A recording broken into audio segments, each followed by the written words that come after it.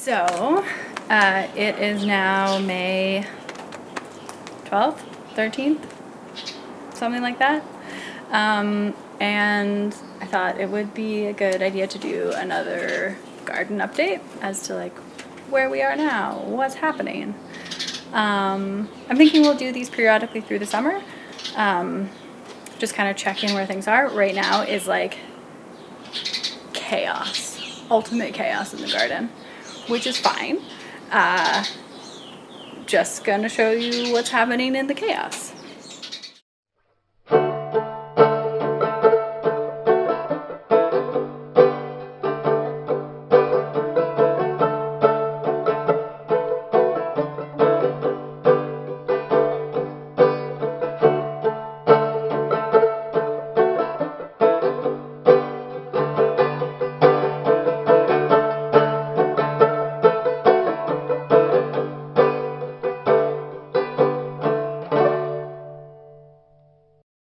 So, we have kind of shuffled some things around over here. We are actually going to be turning this area into a small chicken coop and run. We used to have chickens when we lived out west, and we really loved them. They're like just a wonderful part of daily life. But since we moved here, they're not really allowed, and we tend to travel a lot, especially in the summer. So right now we are home because of COVID-19, and we have some really wonderful neighbors who are excited about caring for chickens with us. And so we decided that this seemed like a great time to do that. Also a wonderful learning experiment for our daughter. My partner and I are both like quite allergic to cats and animals in general, except for chickens, or maybe more furry animals. Anyway, so we can't really have pets, so we're gonna have chickens. Back here we have our greens, like our little greens are starting to come up. Our peas have all sprouted, and radishes, and like tiny little kales. I espaliered this cherry tree, which we'll have a separate video about, or it may come out before or after this video. If it has come out before, there will be a link.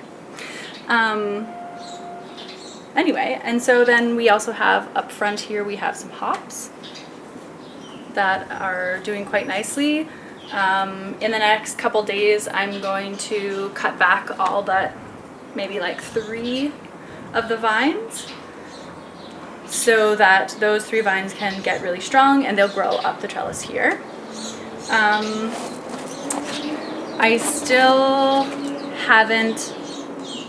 still planning on building the brick bed over by the triangle garden, and that hasn't happened yet.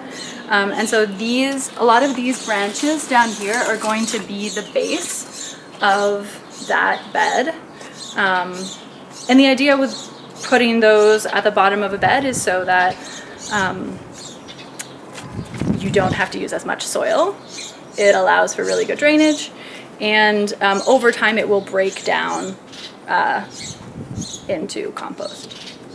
So today's projects include repairing the side of this bed, which we just didn't have the pieces of wood for before. And I might pull out some of the filler in there. It was a really deep bed, and so we didn't it's not completely filled with soil. Yeah, so I'm going to repair that and then top it up with fresh compost and garden soil. Last week I planted some St. John's wort in here, and some bergamot or bee balm. I scooted my nettle over, and then I transplanted some echinacea down here from over in the triangle bed. I want to make this more of a like perennial medicinal herb bed. So in order to do that, I have to shuffle some things around. Over here, I finally moved this bed out of the back corner and put a mix of garden soil and sand in here for drainage. But I'm gonna blend this with the compost, which I can show you now. So we have this compost bin that we got on Kijiji for like $20 several years ago. It's really not the best kind of compost bin because you can't turn the contents easily. And when you are making your own compost and you're building your own compost, you really need to be able to turn it and aerate it. So I kind of just take it apart once a year. I take it apart once a year and layer as much greens. So like kitchen waste would be greens, like things with lots of nitrogen, grass clippings, things like that, like fresh plant material.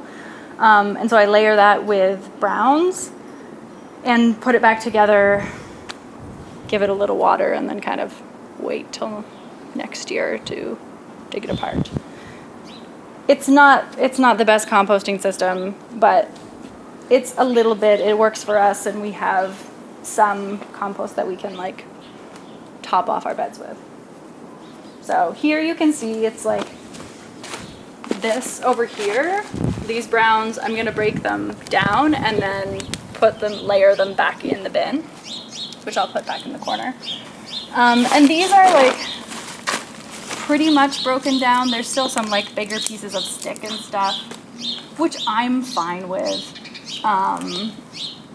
And yeah, so I'll just kind of like work this in with some of the like garden soil, bagged garden soil I got to top off my beds and sand for drainage. Yeah, I mean, there's so many ways that you can, or so many different approaches to filling your garden beds. Mine is kind of like what you have on hand. You want to make sure that your soil isn't like too dense and is going to clump up and just hold water and soak your roots. It needs to be able to drain, but it can't be too sandy or it won't retain water.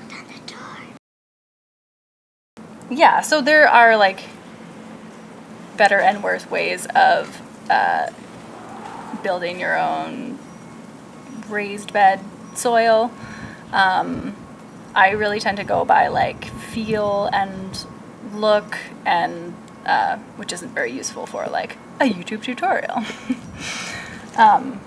Which is why I'm not doing one. And also you might notice like there's little bits. We have, like last year I had, it's like compostable, biodegradable, sort of like plastic. We get some of our vegetables in those, and really this compost, because I'm just doing like a once a year build, it doesn't get hot enough to break it down, but I just kind of tested it out. Some of the bags broke down, but not really very much. Yeah, so you can see here all this green coming up from the raspberries. I think we're gonna have quite prolific, these are all just like fallen grapevine branches. I'm kind of leaving them as like a mulch. Yeah, you can see just a whole bunch of new raspberry shoots coming up.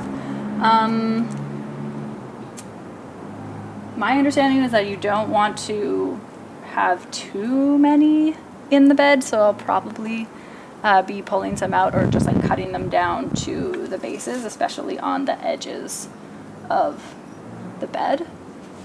But we'll see. This is another kind of like experimenting year with the raspberries. I do need to put up the trellis sometime, probably this week. but dealing with the soil and the compost was more important for today. So in the triangle bed, things are coming to life. The allium you can see like the bud of allium here that's coming along. Again, these are the parsnips that I left. It looks like the sage is starting to come back, which is great. And then the peonies here are just starting to form little buds. They're like just starting to form little balls, like little buds where they'll flower out, which I'm super excited about. And so I'm gonna just build a quick little wooden frame for them, just so that they can stay upright. They get quite heavy, and they'll topple over if you don't frame them. Yeah. Anyway, so that I think concludes our garden tour for today. So thanks for coming along on this garden tour. I'm always excited to be able to show you kind of what's happening here, where things are going. If you want to follow along with the garden, if you want to watch, we're gonna do like a video of the coop build and just the process of getting chickens like in this time in an urban environment. We'll have videos to come. You can subscribe and like the video, because those things are good on YouTube.